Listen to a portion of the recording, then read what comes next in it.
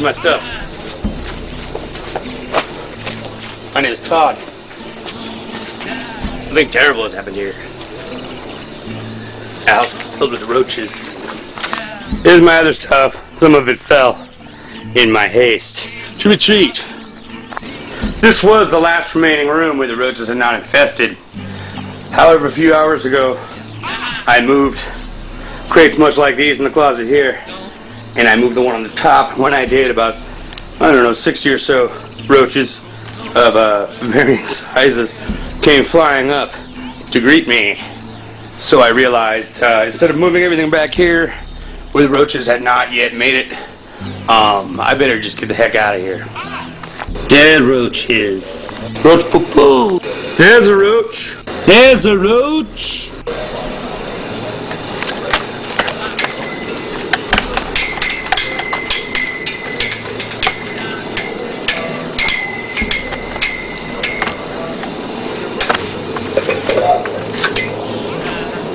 Everywhere. A roach. All right.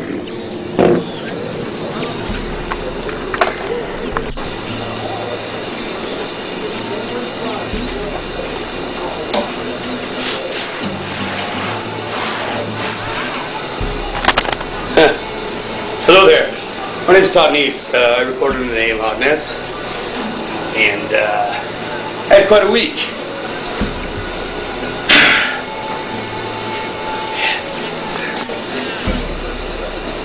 So, I guess it's been about 2 weeks now since this incident started.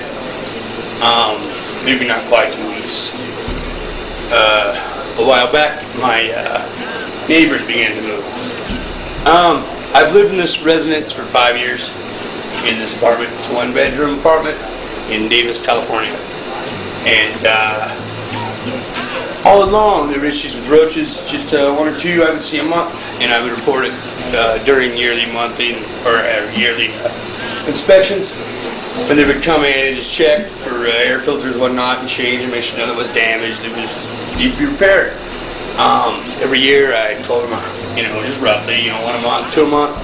And last year I told them I had increased quite a bit, where I was wanting, 1 or 2 a week. And I assume they wrote it down. Just 1 second. Roach. Roach.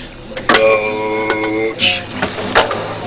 That's all roach poo-poo and pee-pee. It was not there 2 days ago. That is all roach poo-poo and pee-pee. They love that. That's rad. Pieces of roaches. There's a pretty little corpse roach. Anyway, the wall that we're looking at right now is the wall that adjoins the kitchen of my neighbors who vacated, who had roaches, and I'd heard legendary epic tales from other neighbors about these roaches, which I had never seen in their apartment. Not that I had actually been in there ever. But other people that had been there frequently said they never saw them either. So I guess it was probably maybe the same as it was over here. But last year I heard even bigger stories about how big the population had grown. But right, and that's when I announced what I had seen to the staff here when they came. So, anyways, they moved. The night they moved and left, the great exodus happened. I woke up at 3:30 in the morning to urinate, and I turned on that light switch right there. And when I looked up at that ceiling, for about every square foot, you would see, I would say 20 to 30 roaches, all traveling from that basic location, from those two walls to behind here. There was a file cabinet which had my computer on top. This is what I first became aware of. That is the leftovers of a roach nest, which was a gateway computer, which is right here, about an inch from the wall. And they made a little nest there very rapidly. Within a few days, I started to notice them. the night before, I'd been given a notice that they were going to come in and inspect, and they were going to spray a few days after they came in and inspected. When they inspected, I showed them this. Underneath where the file cabinet was, it turned out there was a much larger nest that went all the way down and into the carpet. It too could not have been there more than a month because I had not had that piece of furniture there.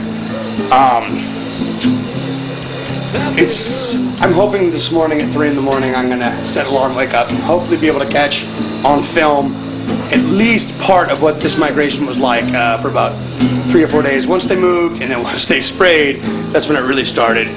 And at least 20 to 50,000 roaches easily were just streaming in here when I would wake up in the wee hours in the morning and turn on the light from the darkness, and they were everywhere.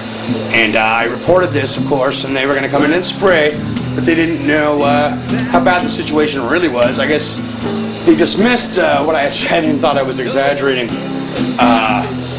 No.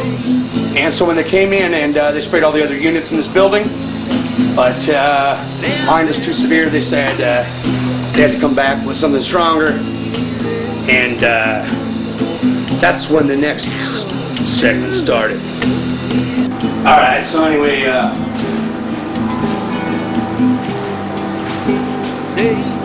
yeah, so I'm disabled of depressive disorder. And they have to provide for the evidence of that. Here's the doctor's note I received a few days ago. It says, I like how I worded this because it is to no one in particular. To whom it may concern, Todd Neese, TM Neese, was seen in this office for 2811 and has bipolar disorder and is currently undergoing significant amounts of stress. Please strive to make reasonable accommodations for the patient, thank you. And it was important. I was a completely different person the week following between the when I last left off and where I was today. I had a complete manic meltdown. I lost over 90 pounds in the last 2 weeks. I have to show you. I've lost a good 12 inches off this belt, and I continue to lose about a belt loop a day. That's what I lost today. Every other day it's been about two loops. By midday I gotta tighten up one, and then at a time it's all, my pants are falling down again. It scared me. I had gained a lot of weight on medications, but to lose, I'm estimating 90 right now because it was 87 pounds the day that letter was written, and that was just not too long ago, so it's probably between 90 and 100 pounds I've lost now in the last 2 weeks. I don't know what causes that. It's a feature of my manic episodes. I lost 120 in 3 weeks before. It's a little scary because I began taking medications again.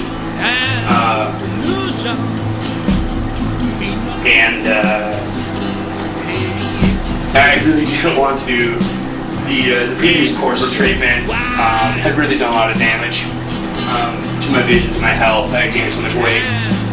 It really destroyed me. And after withdrawing the drugs, which took over 18 months, I just slowly climbed back up on this roller coaster. And even though I was doing okay, I was not on solid footing. So when this incident happened, of course, it threw me over the edge. And the extremeness of this incident would throw anyone over the edge. So yeah. But the good news is the treatment that was given was one that I selected myself 6 months earlier. I was in the midst of probably the most severe manic episode I've ever had in my life, and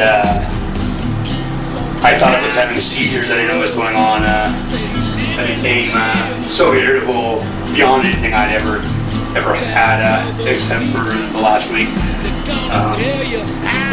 Irritated a lot of my friends, and it was terrible. And it's just, I don't think people understand that frustration often, because I know, although manic depressives are prone towards grandiose thoughts,